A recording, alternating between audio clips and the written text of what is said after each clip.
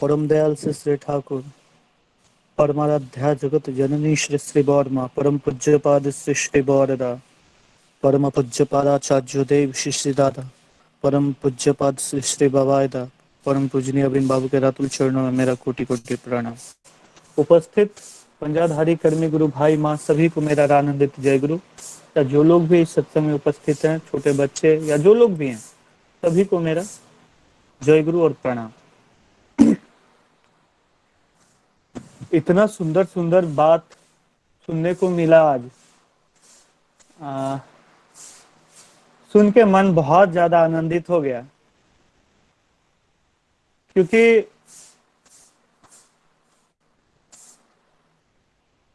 जितना मजा सुनने में आता है शायद वो सुख बोलने में नहीं होता होगा, मुझे ऐसा लगता है। हर एक इंसान के जीवन का कुछ ना कुछ अनुभव है ठाकुर जी को लेके। दादा एक चीज मैं बोल देना चाहता हूँ कि मेरा जब टाइम हो जाए तो आप एक बार इशारा कर देंगे, ठीक है? बिल्कुल बिल्कुल बिल्कुल। हाँ, मैं थोड़ा बह सकता हूँ इसलिए तो हर एक आदमी का कुछ ना कुछ जीवन का अपना अनुभव है। उस अनुभव को लेके का जैसा अनुभूति है उसके हिसाब से उसके ठाकुर है, जैसा अनुभूति है उसके हिसाब से उसका पारिपार्श्विक है, उसके हिसाब से उसका एक डोमेन। लेकिन सब जगह आज बात सुनने के बाद ठाकुर का बात सुन के एकदम आनंद आ गया, क्योंकि आज हमारे परम प्रिय परम पूज्यपाद श्री श्री बवायदा का जन्मदिन।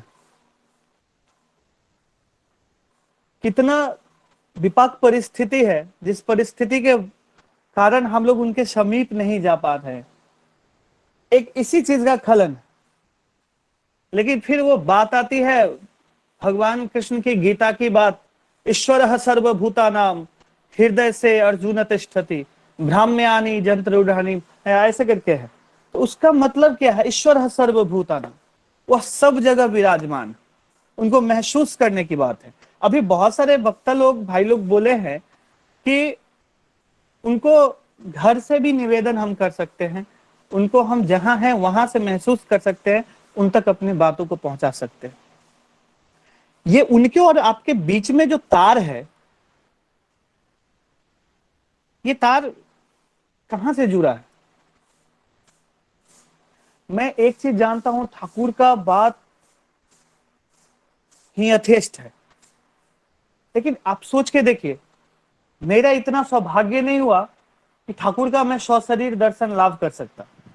मेरा इतना सौभाग्य भी नहीं हुआ कि मैं परम पूज्यपाद श्री श्री बौरदा को भी देख पाता। लेकिन आज मेरा सौभाग्य है कि हमारे सामने ठाकुर के जीवंत प्रतिमूर्ति आचार्य देव श्री दादा, परम पूजनीय बवायदा, सभी लोग मौजूद हैं, जिनको देख के कभी एहसास नहीं हुआ कि ठाकुर जीवंत नहीं है, ठाकुर सशरीर नहीं है। यदि कोई ऐसा सोचते हैं तो मैं सोचता हूं, मैं उनको ये कहना चाहता हूं कि वो थोड़ा आचार्य देवदादा और पूजनीय बवायदा के पास थोड़ा सा समय व्यतीत करके देखें, एहसास हो जाएगा कि वो कौन है। आज तक के पूरे इतिहास में ऐसा नहीं हुआ था कभी कि कोई पुरुषोत्तम का वंश इतने परफेक्शन के साथ, इतने कठोरता के साथ एक एक बात को पालन करके जीवन में उनका पुरुषोत्तम का चल सके, ऐसा नहीं हुआ था। आज दया करके परमपिता एक ऐसा लीला रच के गए हैं, जिस लीला का उपभोग हम लोग भी कर रहे हैं। आने वाले कई नस्लें और कई युग जमाने तक लोग करते रहेंगे इसको। आज मालिक का जन्मदिन है। आज मैं कुछ छोटा छोटा बात बोलना चाहता हूं। कोई ज्ञान का बात नहीं, कोई कुछ नहीं, मैं कोई ज्ञानी नहीं हूं, मैं कोई कुछ नहीं हूं। सिर्फ मालिक का एक छोटा सा जीवन में उनको जो समझ पाया हूं, छोटा सा दिमाग से, वो आप लोग के तक पहुंचाने का कोशिश करता हूं। एक बार का बात है, मैं यहाँ कटिहार मंदिर का इनॉग्रेशन होने के लिए था, और पूजनीय बवाईदा उसमें इनॉग्रेशन करने के लिए आया था। तो मैं बचपन से एक दिमाग में, जैसा कि भाई अभी पहले जो बोल रहे थे जो एक चाहिदा था कि मैं भी कुछ निवेदन करूं, लेकिन मेरे पास बोलने के लिए, निवेदन करने के लिए कोई मैटर ही नहीं। और वो दिन आज भी मुझे याद है, एकदम 110% याद है कि दादा बैठे हुए थे और प्रदीप चक्रवर्ती दा देवघर के जो हैं, वो प्रदीप भाई बोले कि जो किंकर दा, आप मेरे साथ वो छारा गान में थोड़ा नाल बजा दीजिए। तो दादा बुला रहे हैं आपको, चलिए एक बार। तो हम गए पूजनीय बवाईदा के पास, प्रणाम किए। दादा बोले, ए प्रदीप का साथ देगा तुम? हम बोले जी। तो हम आए, फिर बजाएं, जो आता था बजा दिए। उसके बाद जब दादा स्टेज से उठने लगे थे, तो मेरा इच्छा हुआ कि सब लोग आके निवेदन कर रहा है, सब लोग कुछ ना कुछ बोल रहा है, मैं क्यों नहीं कुछ बोल पाता हूं। और मुझे अंदर में बहुत ज्यादा भय होता था उनसे। तो मैं दादा से जाके बहुत हिम्मत करके निवेदन करता हूं, दादा मैं कुछ बोलना चाहता हूं। मेरा हाथ इस तरह से थर थर थर थर कांप रहा था, मेरा शरीर पैर वैर सब कांप रहा था। दादा बोलते हैं बोलो। हम कहे दादा हमको आपसे बात करने का बहुत मन है, मुझे आपसे बात करने का बहुत मन है, मैं क्या करूं? लेकिन मेरे पास वैसा करके कोई निवेदन नहीं है। लोग देखते हैं मेरा जीवन में ये हो गया, मेरा जीवन में वो हो गया, ये सब बात बोलते, मेरे जीवन में तो कुछ हो ही नहीं गया है, तो मैं क्या बोलूं आपको? लेकिन मुझे आपसे बात करने का बहुत मन है। तो दादा हंसने लगे और बोलते हैं कि सुन, घड़ा देखे हो? हम बोले जी। तो घड़ा जब खाली रहता है तो उसको बजाओगे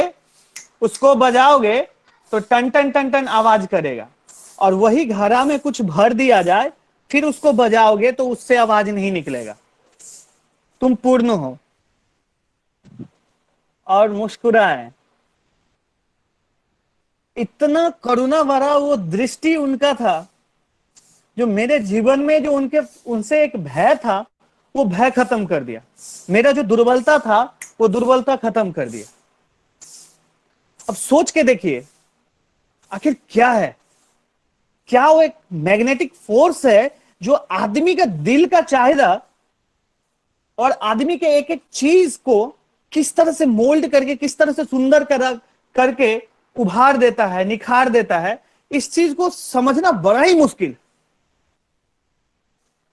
मेरे जीवन में, मैं संजोग से दादा के पास मुझे रहने का बहुत ज्यादा मौका मिला है, जिसके वजह से मुझे उनको समझने का थोड़ा थोड़ा मौका मिला। एक बार की घटना है, मैं देवघर गया, तो एक ही दिन के लिए गया था, जो रात में पहुंचूंगा, सुबह दादा का, ठाकुर का दर्शन करके वहां से निकल जाऊंगा, शाम को फिर निकल जाऊंगा, रात में फिर घर चले आऊंगा, यही प्लान था। एक सेट कपड़ा लेके गया था बस। जैसे ही जाके प्रणाम करते हैं पूजनीय बवाईदा के पास, दादा बोलते हैं, ए किंकर सुन, বাবা কিছু কাজ তোমার জন্য রেখেছেন, তুই ওইটা কাজ করার পরে যাবি, এখন যাবি না, আমি যখন বলবো তখন যাবি। আমাকে आगे। एक दिन हुआ, 2 दिन हुआ, 3 दिन हुआ, 4 दिन, 5-6 दिन हो गया, मेरे पास कपड़ा नहीं है, जैसे तैसे करके मतलब अरेंज कर करके खरीद के इस तरह से काम चला रहा हूं। लास्ट दिन जब था, छठा दिन, तो मैं रूम में फ्रेश हुआ, तैयार होके सेंटेनरी में था, और मेरा हाथ में जो घड़ी था, मेरा दोस्त का घड़ी मैं पहन के चला आया था, क्योंकि मेरा घड़ी मेरा दोस्त लेके चला गया था और उसका घड़ी मैं पहन के चला आया था। तो घड़ी पहन रहा था उस समय, मुझे दिमाग में हल्का सा पॉइंट किया कि भाई, मैं जो घड़ी पहन रहा हूं ये तो मेरा है नहीं, मेरे दोस्त का है। यदि दादा पूछेंगे तो मैं क्या जवाब दूंगा? फिर मैं बोला, 6 दिन बीतने जा रहा है, 5 दिन तक पूछे नहीं, आप छठा दिन पूछेंगे भी तो घर ही के बारे में पूछेंगे। उनको इतना फुर्सत है, ये सब बात मन में ही चल रहा है। ठीक है, हम सेंटेनरी में थे, सेंटेनरी में तैयार होके ये बात वहीं पे खत्म हो गया, मन का बात मन ही में रह गया, और हम चले आए ठाकुर जी को ठाकुर बाड़ी में प्रणाम करते हुए पूजने बवायदा के पास। जब प्रणाम करके खड़ा होते हैं तब दादा बोलते हैं किंकर, हम के आगे दादा, तो ये किसका घड़ी पहन के चला आया है? मेरा दिमाग सीधा वो सेंटेनरी वाले समय में गया, जो मैं सोच जो रहा था, मैं बोल रहा था, मैं वहां सोचा हूं, यहां बोल रहे हैं। मैं सर झुका के बोला कि दादा मैं दोस्त का घड़ी पहन के चला आया। दादा मुस्कुराए और बोले दोस्त का घड़ी पहन के चला आया है, और हंसने लगे। मैं समझ गया कि मुझे, मेरा जो मन में बात चल रहा था, मैं कहां भी रहूं, जिस तरह से कछुआ अंडा देती है समुद्र के किनारे, तो दूर से भी उस कछुआ अपने अंडे को देखते रहती है। उसी तरह से, उसी बारीकी से, उसी कंसंट्रेशन से मालिक आपको, हमको, अपने संतान को देखते हैं। बशर्ते इस महसूस करने की इसे जरूरत है। एक बार की बात है, बिहार टूर जब हुआ, तो बिहार टूर 2017 में हुआ था, नवंबर में। तो उस दौरान दरभंगा से हम उनके साथ, दादा के साथ ही चले गए, क्योंकि मेरा प्लान था देवघर से ही साथ में जाने का, लेकिन एक्चुअली मेरे यहाँ, मैं जहां रहता हूं दरभंगा में, वहां पे भी उत्सव होना था, इसलिए दादा बोले वहां का उत्सव में तुमको रहना है, वहां के बाद तुम मेरे साथ होगे। तो हो गया बात, उनका आदेश था मालिक का, हम चले आए दरभंगा, आके उत्सव के काम में लग गए। दादा जब पहुंचे हैं दरभंगा, फिर उनके साथ ही हम लोग निकल गए। जब रिटर्न होके पूरा इसमें देवघर पहुंचते हैं हम लोग, तो कल होके बाबा के पास, आचार्य देव से दादा के पास हम लोग पहुंचते हैं। पूजने बवायदा भी बैठे हुए थे, तो हम जाके प्रणाम करते हैं और साइड में जाके बैठ जाते हैं। तो दादा हमको बुलाते हैं, पूजने बवायदा आए बाबा काछे बस एखाने। तो यहाँ आचार्य देव के सामने में बैठाते हैं और बोलते हैं, मेरे बारे में बहुत सारा बात बोले, जो मेरे दीदी लोग से मिले हुए थे वो सब बात बता रहे थे। तब पूजनीय बवायदा मेरे पहुंचने से पहले वहां पे, मेरे पहुंचने ही समय में वो चर्चा किए थे कि बाबा हम बिहार टूर में गए तो बैगन का भाजा खाए, मतलब बैगन का भाजा खाए, तो वो बहुत टेस्टी था। तो आचार्य देव दादा बोलते हैं, जो मेरे लिए लाया नहीं और मुझे सुनाते हो। तो पूजनीय बवायदा सर झुका के हंस रहे थे। तो मेरे दिमाग में क्या आया, मैं वहां पे बैठा हुआ था, मेरे दिमाग में आया कि मैं जब जाऊंगा, अब नेक्स्ट टाइम जब जाऊंगा, तो एक बोरा बैगन लेके जाऊंगा, बैगन लेके जाऊंगा, एक बोरा। क्योंकि हम लोग के इधर खेती होता है बिहार में, तो सब तरह का बैगन रहता है। तो हम लोग, मेरा दिमाग में प्लान हो चुका था कि नेक्स्ट टाइम आएंगे सब तरह का बैगन मिला के एक बोरा लेके आएंगे। जब हम उठ के जाने लगे, बाबा को प्रणाम किए, पूजनीय बवायदा को प्रणाम करके जब निकलने लगे, तो दादा फिर से बुला के आए, बैठो यहाँ पे। तो आचार्य देव दादा मेरे इधर देख के बोलते हैं, सुन আমার জন্য বেগুন নিয়ে আসবি। तो हम पूजनीय बवायदा की ओर देख के बोलते हैं, दादा मैं तो यही सोच रहा था कि मैं बाबा के लिए बैगन लेके आऊंगा। तो बाबा फिर बोलते हैं कि 2 केजी नहीं आसबी। मेरे दिमाग में प्लान चल रहा था एक बोरा लाने का, तो बोलते हैं 2 किलो ही लेके आओगे। तो मैं बोला आगे, पूजनीय बवायदा उसको क्लियर कर देते हैं कि सुन, 1 बोरा लेके नहीं आओगे, 2 किलो ही लेके आओगे। सोचिए मेरे पे क्या बीतती होगी। मेरे मन का एक एक बात वो जानते, हर एक व्यक्ति के मन का बात जानते। उनके सामने क्या कोई पर्दा है? हम लोग ये वस्त्र से शरीर झांप के जाते हैं उनके सामने, वो मेरा इस जन्म क्या, जितना जन्म हो चुका है, जितना होगा वो जानते हैं। उसके लिए हमको किसी को प्रमाण देने की जरूरत नहीं। वो ऐसे विशालकाय समुद्र के समान है, जिस समुद्र की गहराई का कोई पता नहीं होता, कोई था नहीं होता, वैसे आता है। ठाकुर बोले जितना डूबोगे उतना बेमालूम पड़ेगा। आज ऐसे व्यक्तित्व तो हम लोग के बीच में आ चुके हैं और वर्तमान में हैं। मैं बोलता हूं पूरे ईश्वर बोल के धरती पे कोई प्रार्थना करता होगा तो उस नाट मंडप में 7 फीट के चौकी पे बैठे हुए आचार्य देव के पास ही जाता होगा वो प्रार्थना।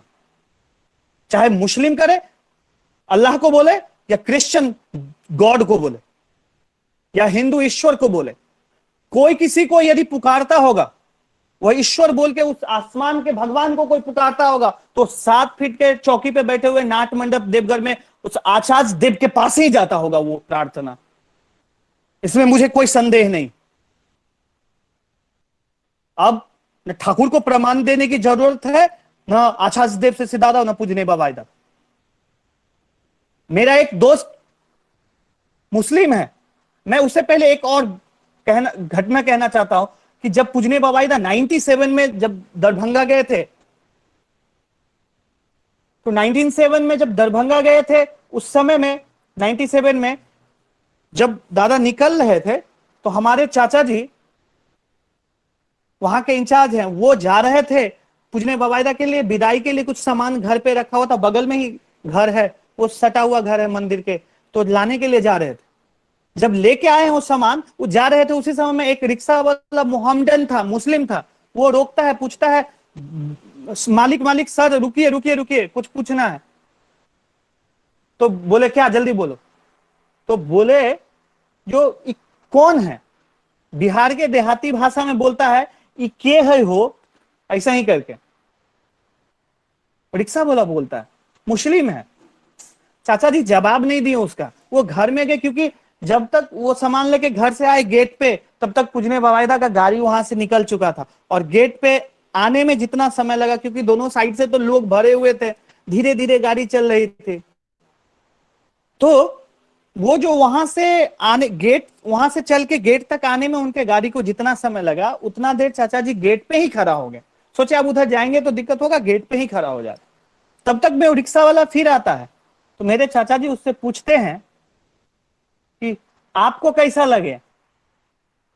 तो मोहम्मदन रिक्शा वाला बोलता है लगता है जैसे खुदा का नूर इस बंदे में उतर के आ गया है। यदि मेरा मोहम्मद साहब होता, यदि मेरा हसन इमाम अली होता, हुसैन इमाम अली होता, तो इस बंदे के जैसा दिखता होगा। इस बंदे में लगता है वो खुदा का रूह है, ऐसा सुंदर मनुष्य मैं कभी नहीं देखा। एक साधारण अंगूठा छाप रिक्शा वाला को यह दिखाई देता है, हमारा आपका दृष्टि कहां जाता है? कि हम लोग कब तक उनका परीक्षा लेते रहेंगे? कब तक मेरे साथ एक चमत्कारी घटना हो का इंतजार करेंगे? जो मेरे जीवन में चमत्कार का घटना हो तब हम मानेंगे कि ईश्वर है, तब हम मानेंगे कि वो कौन है। ऐसा क्यों करते हैं हम लोग? छोटा सा दिमाग लेके हम चाहते हैं उस पूरे विश्व ब्रह्मांड बनाने वाले अधीश्वर को तौलना संभव है क्या? नर्सरी का बच्चा पीएचडी का थीसिस चेक कर सकता है क्या? बताइए।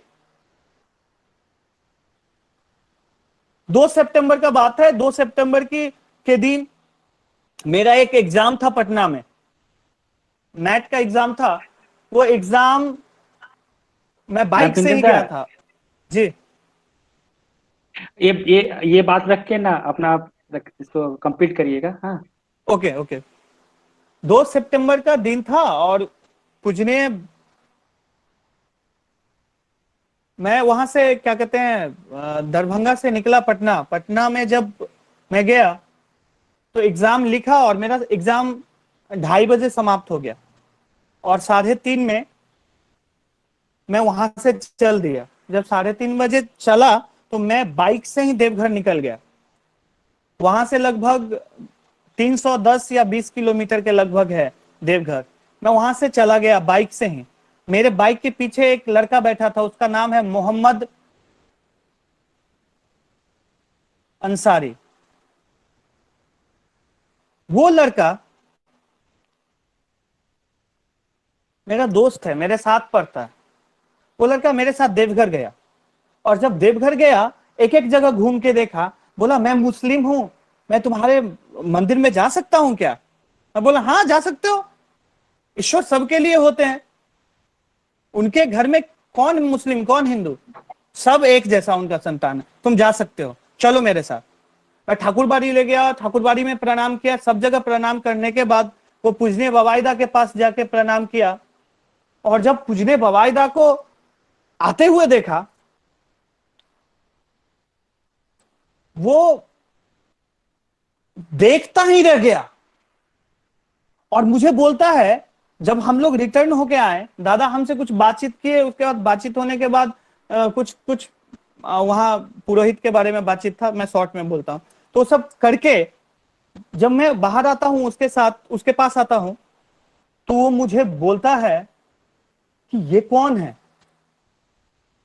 हम बोले ये पूजनीय बवाईदा हैं, हमारे आचार्य देव के ज्येष्ठ पुत्र हैं और हम लोग के मार्गदर्शक, हम लोग उनको उनके बात को पालन करके चलते हैं। तो बोलते हैं, वो मुस्लिम लड़का बोलता मुझे, भाई ऐसा इतना सुंदर इंसान मैं कभी नहीं देखा। वो जब जानते हो, वो जब मेरे बगल से गुजरे तो मेरा शरीर वाइब्रेट करने लगा। वो लड़का मुझे बोल रहा, मुस्लिम लड़का है वो, बोला मेरा वो मेरे बगल से गुजरे, मेरा शरीर वाइब्रेट करने लगा। वो लड़का कॉलेज जब रिटर्न आया मेरे साथ कॉलेज आने के बाद बहुत लोगों को बोला है तुम हिंदू है, हिंदू के नाम पर तुम कलंक है। शुभम जिस गुरु के को लेके चल रहा है, किंकर जिस गुरु को लेके चल रहा है, वहां पे जाके देखो, वहां पे भगवान जैसा इंसान है, मैं देख के आया हूं, वैसा इंसान तुम कभी नहीं देखोगे। वो लड़का सब पूरे कॉलेज में बोल रहा है सबको। आखिर कौन है? उनकी ज्योति क्या छिपी रह सकती है? आज जरूरत है हमको ऐसे विश्वव्यापी व्यक्तित्व को जीवन में लेके चलने की, एक एक आदेश पालन करके चलने की, उनके बताए गए एक एक नियम निष्ठा को पालन करके, कड़ाई से पालन करके चलने की। आज हमारा वृत्ति प्रवृत्ति हमें तो आके ठोकर मारेगा ही, लेकिन हमारा उनके प्रति प्रेम हमारा वृत्ति प्रवृत्ति को कुचल डालेगा। जो कहते हैं ना वृत्ति भेदी टान, वो वृत्ति भेदी टान होने से ही हम भगवान उनमें देख पाएंगे। हमारे अंदर में वो वृत्ति भेदी टान कैसे होगा? जब उनसे मेरा प्रेम होगा। और जब हम, आज मैं अपना बात बताता हूं, मैं यदि उनको नहीं जान पाता, मैं आज पूजनीय बवाईदा का संगति नहीं करता, पूज्यपाद आचार्य देव से दादा के पास जाता आना नहीं करता, उनका संगति में थोड़ा देर नहीं बैठता, मैं ठाकुर को नहीं समझ पाता। यदि ठाकुर को किसी को जानना है तो पूजनीय बवाईदा को जानना पड़ेगा, आचार्य देव से दादा को जानना पड़ेगा, तब ठाकुर को जानना आसान हो पाएगा। यही करके मैं आप सभी लोग से क्षमा प्रार्थी हूं, जो भी भूल हो गई होगी माफ कीजिएगा। जय गुरु। सभी लोग आनंद में रहिए, सभी लोग खूब मस्ती कीजिए। आज वो कहते हैं ना, पावन ये घड़ी आई है सजनिया, मंगल शंख बजाओ। आज वो असीम ईश्वर के जीवंत प्रतिमूर्ति पूजनीय बवाईदा का ही जन्मदिन है। ऐसा बोलना मुझे नहीं लगता कितना लोग डाइजेस्ट कर पाएंगे, नहीं कर पाएंगे, लेकिन मेरा जीवन का सोच यही है। मैं इसके लिए क्षमा प्रार्थी हूँ। आप सभी लोग आनंद में रहिए। जय गुरु।